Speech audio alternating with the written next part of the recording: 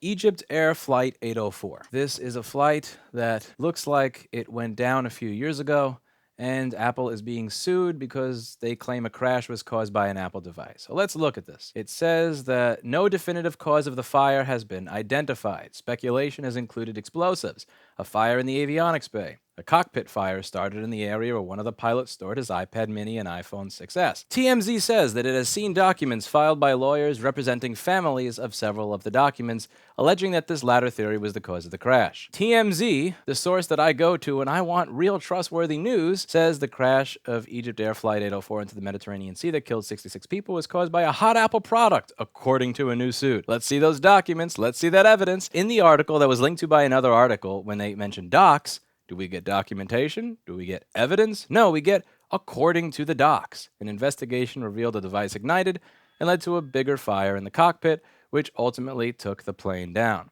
It should be noted, however, some industry experts have questioned this phone theory and believe the fire on the plane started beneath the cockpit in the avionics bay due to a short circuit or some kind of explosion.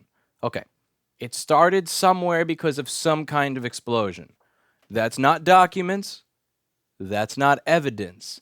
That is a hypothesis. And then you look at another article, and it gets even funnier. On January 13th, 2017, a French newspaper published an article claiming that unspecified French authorities believe that the aircraft might have been brought down by a cockpit fire caused by an overheating phone battery. That's exactly who I want to trust when it comes to suing a company for the deaths of individuals. Unspecified authorities. Wow. Unspecified French authorities. That's who I'm going to put all my trust in. Unspecified authorities. It looks like the best thing we have here is French investigators said the data showed a fire, not a bomb was to blame. Black box data from the plane showed that a fire broke out somewhere in or near the plane's cockpit before the plane crashed. Onboard voice recordings also indicate a fire.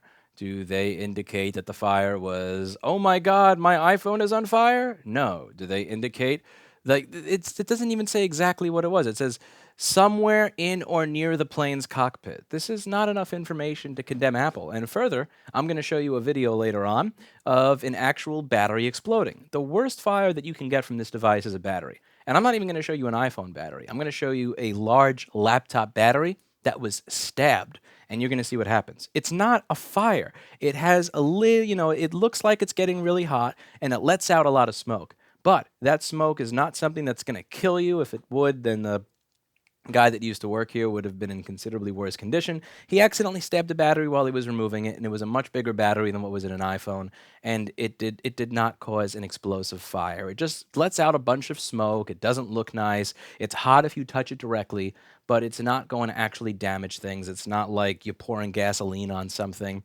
And this idea that there's so much danger inside there is... No, this is not something that happens every day. I've hired a lot of people that have made a lot of mistakes over the years, and I've never had somebody start a battery. And trust me, several of them, including me, have accidentally stabbed batteries. And I'm typically the first person to say, hey, look at what Apple did wrong. Hey, look at their design flaw. Hey, look at something that makes them look bad.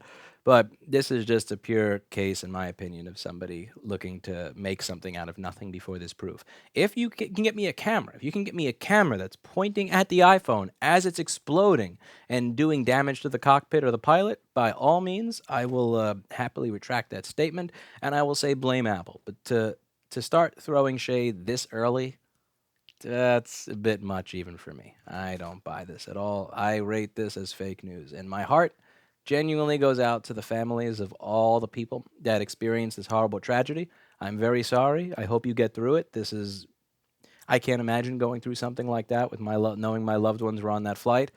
It is truly terrible. But at the same time, there's not enough information out there for anybody to be blaming Apple for this tragedy.